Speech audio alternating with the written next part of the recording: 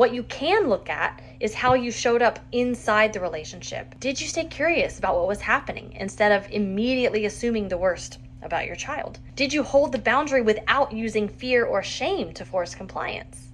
Did you make room for their feelings even when you couldn't change your answer because that was the limit you set? Did you notice when your own nervous system took over and come back to repair with your child when you needed to? That is where we want to measure success, and that's where I try to measure it now. Because when control is the measure of success, we can become so afraid of our child's behavior that we start doing whatever we can to make them comply. Their resistance feels like evidence that we need to get firmer, louder, or more controlling. But when relationship becomes the measure of success, your child's reaction doesn't have to determine whether you succeeded. Your child might still be angry, they might still refuse, they might still have a meltdown, and you can look back at that moment and say, I led, I held what needed to be held, I stayed connected to my child, or I repaired when I couldn't. I showed up in a way that aligned with the parent I want to be. That's a definition of success that you actually have control over.